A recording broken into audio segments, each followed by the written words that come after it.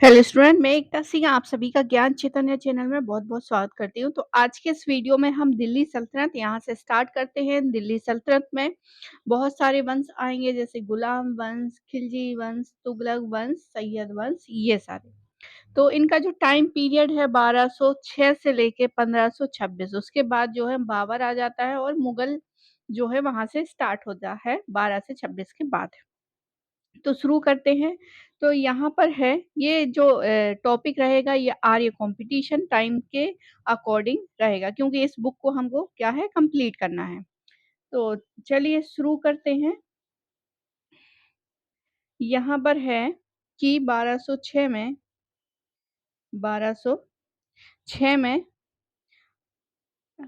1206 से 1226 तक दिल्ली पर कुल कितने राजवंशों ने शासन किया है? तो टोटल 5 वंशों ने जो है शासन किया है। इसमें सर्वाधिक समय जो है तुगलक वंश का है कितना 94 वर्ष और सबसे कम शासनकाल जो है खिलजी वंश का रहा है यानी कि 30 वर्ष।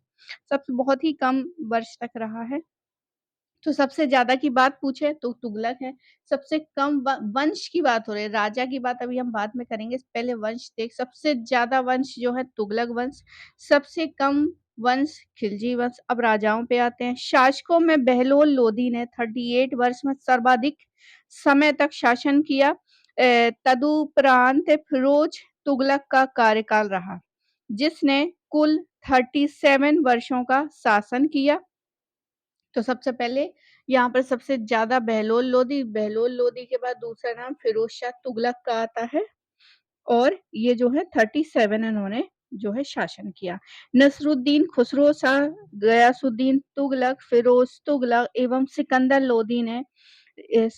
लोदी ये सुल्तान हिंदू माँ की संतानें थी। तो एग्जामिनर पूछता है निम्नलिखित में से हिंदू माँ की संतान कौन-कौन सा था? तो याद रखिए नसरुद्दीन खुसरो शाह, गयासुद्दीन तुगलक, फिरोज तुगलक और सिकंदर लोदी। सल्तनत में सबसे बड़ा साम्राज्य जो रहा है वो मोहम्मद बिन तुगलक का रहा है, जिसको लोग हिस्टोरियन ने उसको पागल और इस तरह से जो है टिप्पणी की है। तो उसका ही सबसे बड़ा साम्राज्य था। उसका साम्राज्य कुल 23 प्रांतों में विभाजित था। मोहम्मद बिन तुगलक का शासन 23 प्रांतों में विभाजित था। आगे देखते हैं दिल्ली सल्तनत का अंतिम तुर्की सुल्तान नसरुद्दीन महमूद था, जो कि तुगलक वंश का अंतिम सुल्तान था। तो सुल्तान नसरुद्दीन मोहम्मद ये दिल्ली सल्तनत का अंतिम तुर्की सुल्तान। याद रखिए तुर्की सुल्तान पूछा है तो नसरुद्दीन महमूद हो जाएगा और जो कि तुगलक वंश का अंतिम सुल्तान था नसरुद्दीन महमूद। अब यहाँ पर कुछ शासक दिए हैं उनका काल दिया है। तो कभी-कभी एग्जामिनर पूछता है कि इल्तुतमिश के बाद से बलबन तक कितने शासक बने, कुछ इस तरह से जो है क्वेश्चन पूछते हैं। तो आपको एक क्रम याद रखना चाहिए कि किसके बाद कौन से हैं, तब आप जो है उस आंसर को कर ले जाएंगे। तो गुलाम वंश के देखते हैं। ऐबक हो गया, ऐबक के बाद आराम शाह, फिर इल्तुतमिश, इल्तुतमिश के बाद फिरोज, रुकनुद्दीन फिरोज, फिरोज के बाद रजिया, रजिया के बाद बहराम, बहराम के बाद अलाउद्दीन मसूद शाह, नसरुद्दीन महमूद शाह और बलबन कैकू बाद और क्यूमर्स, क्यूमर्स यहाँ पर लास्ट हो जाता है 1290। इसके बाद 1290 से लेके 1330 तक ये खिलजी वंश रहता है, जिसमें जलाउद्दीन खिलजी, इब्राहिम रुकनुद्दीन, जलाउद्दीन खिलजी के बाद इब्राहिम रुकनुद्दीन बनता है, फिर अलाउद्दीन खिलजी बन जाता है, शिहाबुद्दीन उमर बनता है, मुबारक शाह बनता है, नसरुद्दीन खुसरो बनता है 320। इसके बाद तुगलक आ जाता है। तुगलक में देखते हैं गयासुद्दीन तुगलक ने इसकी नींव रखी थी। तो सबसे पहले गयासुद्दीन तुगलक, मोहम्मद बिन तुगलक, फिरोज तुगलक, गयासुद्दीन तुगलक द्वितीय, अबू बकर शाह, मोहम्मद नसरुद्दीन मोहम्मद शाह, अलाउद्दीन सिकंदर शाह और नसरुद्दीन महमूद, ये सारे तुगलक वंश के रहे हैं। नसरुद्दीन महमूद जो है यहाँ पे लास्ट था और यही जो है अंतिम तुर्की सुल्तान था, नसरुद्दीन महमूद अंतिम तुर्की सुल्तान था। आगे देखते हैं सैयद वंश को देखते हैं, खिज़्र खां हो गया, मुबारक शाह हो गया, मोहम्मद शाह हो गया और आलम शाह हो गया। खिज़्र खां हो गया, मुबारक शाह हो गया, मोहम्मद शाह हो गया, आलम आलम शाह हो गया।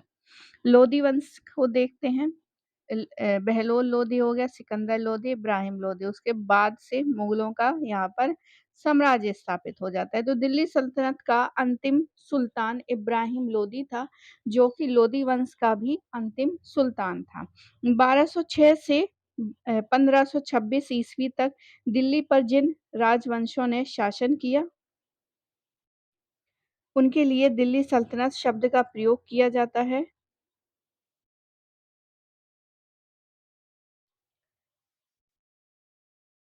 उनके लिए जो है दिल्ली सल्तनत शब्द का प्रयोग किया जाता है।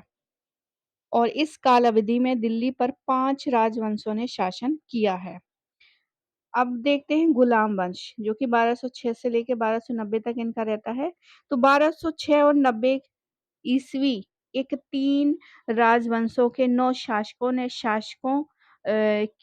शासन किया। ये है कुतुबी वंश, शमशी वंश और बलबनी वंश। अब यहाँ पर देखते हैं कुतुबी वंश देखते हैं और शमसी वंश देखते हैं और बलबनी वंश देखते हैं। कुतुबी वंश जो है वो कुतुबुद्दीन ऐबक से होगा, शमसी वंश जो है इल्तुतमिश से होगा और बलबनी जो है बलबन से। कुतुबुद्दीन ऐबक का समय 1206 से स्टार्ट होता है और 1210 तक रहता है। तो कुतुबुद्दीन ऐबक के माता-पिता तुर्किस्तान के तुर्क थे और तुर्की भाषा में ऐबक का अर्थ होता था चंद्रमा का स्वामी। इन तीनों वंशों के स्थापक बचपन में क्या थे? गुलाम थे, किंतु सल्तनत बनने से पूर्व ही दासता से मुक्त हो चुके थे। कुतुबुद्दीन ऐबक से पहले इल्तुतमिश, जो कि उनका दामाद भी था और गुलाम भी था, वो पहले कुतुबुद्दीन ऐबक से पहले ही मुक्त हो चुका था। अतः इन्हें गुलाम वंश कहा जाता है। और ऐबक को प्रारंभ में निशापुर, फारस के काज़ी एक फ़ख फ़ख्रुद्दीन अब्दुल अज़ीज़ कोकी ने दास के रूप में खरीदा था। काज़ी की मृत्यु के बाद गौरी ने गजनी में ऐबक को खरीदा और उसे अमीर-ए-याकूर यानी कि अश्वशाला का अध्यक्ष बनाया था। इतिहासकार हबीबुल्लाह ने इसे मामलूक कहा है। तो याद रखिए इतिहासकार जो हैं हबीबुल्लाह ने इसे मामलूक कहा है। मामलूक जो है अरबी भाषा का शब्द था, जिसका अर्थ है स्वतंत्र माता-पिता से उत्पन्न हुआ दास। 1206 से लेके 1290 तक का जो समय है गुलाम वंश का काल माना जाता है। यद्यपि सभी शासक इस वंश के नहीं थे। कुतुबुद्दीन ऐबक को छोड़कर गुलाम वंश के सभी शासक तुर्की के इल्वरी जनजाति के संबंधित थे। गौरी ने कुतुबुद्दीन ऐबक को तराइन के दूसरे युद्ध के बाद गौरी ने कुतुबुद्दीन ऐबक के तराइन के द्वितीय युद्ध जो है 1192 में हुआ था, जो कि तराइन का और भारतीय प्रदेशों का सूबेदार क्या कर दिया था, नियुक्त कर दिया था। मतलब तराइन का जो द्वितीय युद्ध था, हमने इतिहास में पढ़ा था, ये निर्णायक युद्ध था और यहाँ से जो है उस विजय के बाद ही जो है यहाँ से जो है हमें ये तुर्कों का शासन मजबूती से स्थापित होता नज़र आता है और फिर ये बढ़ता ही जाता है। तो उसी के बाद तराइन के द्वितीय युद्ध के बाद ही भारतीय प्रदेशों का क्या हो गया, इसको कुतुबुद्दीन ऐबक को गौरी ने क्या कर दिया, सूबेदार नियुक्त कर दिया और 1192 से लेके 1206 तक जो है ऐबक ने गौरी के प्रतिनिधि के रूप में कार्य किया। मतलब गौरी का ही प्रतिनिधि रहा है वो। उसने अपने आप को कभी भी वो उस तरह से नहीं किया कि मैं ही सम्राट हूँ, इस तरह से। आगे देखते हैं अजमेर हो गया, कन्नौज हो गया और कलिंजर को जीतने का श्रेय जो है कुतुबुद्दीन ऐबक को ही जाता है। तो अजमेर कन्नौज उत्तर प्रदेश में पड़ता है, अजमेर राजस्थान में पड़ता है, कलिंजर भी यूपी में पड़ता है। कुतुबुद्दीन ऐबक ने 25 जून 1206 ईस्वी को मोहम्मद गौरी की मृत्यु के बाद लाहौर में स्थानीय नागरिकों के अनुरोध पर सत्ता ग्रहण की व लाहौर को ही राजधानी बनाकर मृत्यु पर्यंत वहीं रहता रहा। मतलब वो कभी भी दिल्ली पर उसने अपना बहुत ज़्यादा सत्ता को उसने नहीं ऐसे शो ऑफ किया और हमेशा जो है लाहौर में ही ये बना रहा जब तक उसकी मृत्यु नहीं हो जाती। ऐबक ने बुंदेलखंड के शासक परमार्दी देव को पराजित किया था। तो बुंदेलखंड महोबा के ये राजा होते हैं और ऐबक ने परमार्दी देव को पराजित कर दिया। तो यहाँ पर परमार्दी देव हार जाते हैं। कुतुबुद्दीन ऐबक को भारत में तुर्क राज का संस्थापक माना जाता है और वह दिल्ली का प्रथम तुर्क शासक था। ऐबक ने की उपाधि ग्रहण नहीं की थी बल्कि मलिक और सिपाह सलार की उपाधि ही रखी। तो कभी भी इन्होंने क्या है सुल्तान की उपाधि नहीं धारण की कुतुबुद्दीन ऐबक ने, मलिक और सिपह सलार में ही इनकी ज़िंदगी बहुत खुशहाल थी। उसने ना तो अपने नाम का खुतबा पढ़ा और ना ही सिक्के चलाए। इसी कारण उसे दिल्ली का स्वायत्त सुल्तान नहीं माना जाता, मतलब वास्तविक नहीं माना जाता। सबसे पहले तो यही थी, लेकिन वास्तविक का जब नाम आता है जिसने बहुत सारा अपना जो है साम्राज्य फैलाने की कोशिश की, तो वो उस वहाँ पे इल्तुतमिश वास्तविक सुल्तान माना जाता है। गौरी के उत्तराधिकारी गयासुद्दीन महमूद ने इसे सुल्तान स्वीकार किया व 1208 में से दासता से मुक्त किया। अतः वह भारत का शासक बनने के समय तक के नीति रूप से क्या रहा है, गुलाम रहा है। इसलिए जब फिरोज़ तुगलक वो सारे सुल्तानों का नाम पढ़ता है, तो क्या है इसका नाम पढ़ता ही वहाँ पे नहीं है, क्योंकि ये गुलाम जब शासक बना तब भी वो गुलाम था, इसलिए इसको ज़्यादा महत्व नहीं दिया गया। गयासुद्दीन महमूद ने ऐबक को दासता से मुक्त कराने का प्रतीक के रूप में एक छत्र भेजा और एक सम्मान भेजा। दास मुक्ति पत्र को लाने का हसन निजामी थे। हसन निजामी जो है इनकी दास्ता मुक्ति का पत्र लेकर आए थे। ऐबक की उदारता व दानशीलता के लिए इसे लाख बख्श, लाखों में दान देने वाला कहते हैं। हाथियों का दान देने के कारण इनको पील बख्श भी कहा जाता है। कुरान का अत्यंत सुरीली आवाज में पाठ करने के कारण जो है कुतुबुद्दीन ऐबक को कुरान खां कहा जाता है। मिन्हाज सिराज ने ऐबक को हातिम द्वितीय भी कहा है। तो जो है मिन्हाज सिराज ऐबक को हातिम द्वितीय कहते हैं। आगे देखते हैं, हसन निजामी ताज उल मासिर का लेखक व फ़क्र मुदब्बर अदब अल हर्ब का लेखक को ऐबक ने संरक्षण दिया। दिल्ली में कुतुब मीनार की नींव प्रसिद्ध सूफी संत ख्वाजा कुतुबुद्दीन बख्तियार काकी के नाम पर कुतुबुद्दीन ऐबक ने रखी, जिसका निर्माण कार्य जो है इल्तुतमिश ने पूरा किया। कुतुब मीनार का प्रयोग आरंभ में अनाज के लिए अज़ान के लिए किया जाता था। अज़ान के लिए किया जाता था कुतुब मीनार का स्टार्टिंग में यूज़। ऐबक ने अपनी पुत्री का विवाह इल्तुतमिश से किया था और इल्तुतमिश को सर-ए-जांदार व अमीर-ए-शिकार का पद दिया। 1197 में अल-हिंद बार के युद्ध में ऐबक ने इल्तुतमिश को क्या किया था, खरीदा था। ऐबक ने दिल्ली में किला राय पिथौरागढ़ के निकट एक शहर बसाया था और यह मध्यकाल में निर्मित दिल्ली के 7 शहरों में प्रथम था। अजमेर के निकट कुतुबुद्दीन ऐबक ने चौहान सम्राट विग्रहराज द्वितीय द्वारा बनवाए गए संस्कृत विद्यालय को तोड़ दिया और वहाँ पर 2.5 दिन का झोपड़ा बना। इस इमारत पर संस्कृत नाटक हरिकेल के कुछ अंश जो है अंकित हैं। आज भी वहाँ पर है अंकित। ऐबक के एक अधिकारी अख्तियारुद्दीन मोहम्मद बिन अख्तियार खिलजी ने बिहार और बंगाल पर भी आक्रमण किए। नालंदा विश्वविद्यालय को नष्ट कर हजारों दुर्लभ पांडुलिपियों को जला दिया मोहम्मद बिन बख्तियार खिलजी ने। इस समय बंगाल के सेन वंश का शासक जो है लक्ष्मण सेन था। वह राजधानी नदिया थी। बख्तियार खिलजी ने नदिया पर आक्रमण किया और लखनौती को अपनी राजधानी बनाया। बख्तियार खिलजी की हत्या अली मर्दान खां ने कर दी थी और ऐबक ने बंगाल में कैमाज रूमी को भेजा था। उसने अली मर्दान को वहां का सूबेदार बनाकर बंगाल को दिल्ली सल्तनत का अंग बनाया।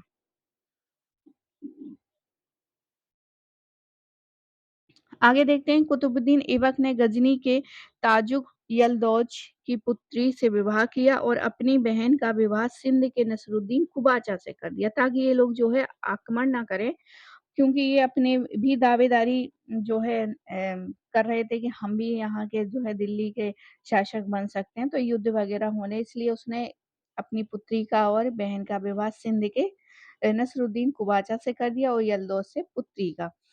और यल्दौज व कुबाचा दोनों मोहम्मद गौरी के ही गुलाम थे। इसलिए जब गौरी की मृत्यु हो जाती तो य यल्दौज अलग से जो है साम्राज्य फैलाने की कोशिश करने में लगा हुआ है और यहाँ पर कुबाचा इसलिए रिश्तेदारी बना ली ताकि ये आगे प्रॉब्लम क्रिएट ना करें।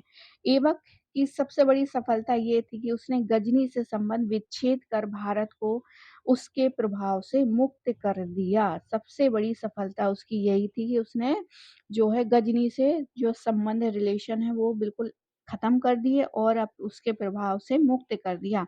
वजीर पद का प्रचलन ऐबक के काल से प्रारंभ हुआ। फ़क्र-ए-मुदब्बिर ऐबक का पहला वजीर था।